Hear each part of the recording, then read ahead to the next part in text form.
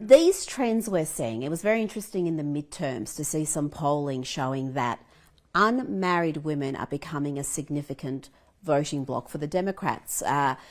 Something like 2 in 3 vote Democrat. Now, why do you think that is? Why is it that married men and married women are gravitating towards the Republicans and unmarried women, according to these exit polls, are opting for the Democrats? Well, why it's unmarried women is harder to parse out. Why it's women is relatively easy to understand. I looked technically with one of my students at what predicted politically correct belief, and one of the big predictors was feminine temperament, but over and above feminine temperament was being female. So there is a tilt towards the left that seems to characterize femininity, and you might ask yourself why. So let's imagine for a moment one source of the intrinsically female ethos. All right, so women have to be infant-centered. In fact, I think women's nervous systems are optimized for the mother-infant dyad and not for individual women. So women are more sensitive to negative emotion. Now there's a bunch of reasons for that. Women are more vulnerable sexually and physically. So it would make sense for them to be more responsive to threat. But then you could add an additional layer, which is, well, yeah, they also have to take primary responsibility for very dependent infants. And so it would make sense for someone whose life is characterized by that intense dependent dyadic relationship to be more sensitive to negative emotion. Okay, and so what would that mean? Well, it would mean in part to be prone to defending the infant. Well, that's woke culture in some sense. So on the woke side, imagine for the instinctive female ethos, here's the world. There are 3 categories. That's all, 3 categories. Infant, caretaker of infant, predator. That's it. So you're either an infant, like a university student who's victimized, or you're a caretaker, like a university administrator who's infantilizing the university students, or you're a predator. Well, and if you're a predator, no quarter is given. So it's a necessary ethos, because if you have an infant, you should bloody well be alert for predators. And if you're false positive, say, well, that's a predator and it isn't, oh well, you've protected your baby. Might be a little hard on the predator. Right? So it's okay if you err in the direction of oversensitivity to predation signs. I think that's the fundamental female ethos. And when that's manifest politically, well, you see sympathy for the more progressive causes that transform the world in some sense into infant and predator. Well, is that trend more evident in unmarried women? I mean, it's evident in Australia as well.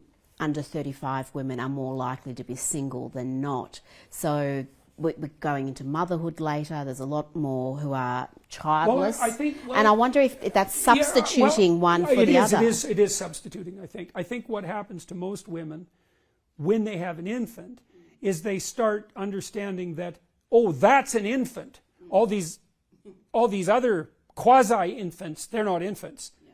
They start to be able to distinguish. And we have to ask ourselves seriously, with that instinct towards bonding and protection, if it isn't given its target, how does it manifest itself in the political and economic sphere? And well, I think we're seeing that. It's that, well, if you don't have the proper focus for your infant-oriented ethos, you construe the world within the confines of that ethos. And it isn't obvious to me at all. We don't know this, of course. So women have entered into the political arena en masse in the last, say, 50 years, something like that. They become a political force. We don't know if the female ethos scales, right? So if the female ethos is intimate, especially in relationship, say, to the infant mother dyad, but maybe with regard to personal relationship as well, that might have a scalability limit. So Ben Shapiro told me, well, I run my family like it's a communist utopia. It's to each according to his need, from each according to his ability. Well, that doesn't scale. And it isn't obvious to me that instinctive female ethos scales politically. Now you might say, well, of course it can. It's like, no, let's not get the cart before the horse here. Human beings are the only creatures who can scale their social organizations the way we manage it. And that scaling is a consequence of the manner in which men interact with one another. That's the whole claim of those who criticize the patriarchy. That masculine ethos scales. Now, it's a bit impersonal, it's a bit distant. It doesn't have the same intimate nature as, say, the mother-infant bond, but there's no evidence at all that that central feminine ethos scales. Now we're experimenting with that. Can it scale? It's like, well, do we transform the world into infants and caretakers and predators? And if we do that, is that going to sustain itself?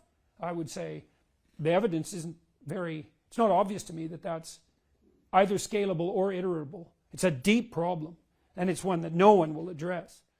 Well, yeah, these are the sort of issues we don't really discuss in any meaningful way. The trends we're seeing, whether they're desirable, and you've spoken about the rates of depression, the rates of suicide we're seeing in these prosperous, peaceful nations, which should be, heaven on earth, and yet there's this deep identity crisis. Yeah.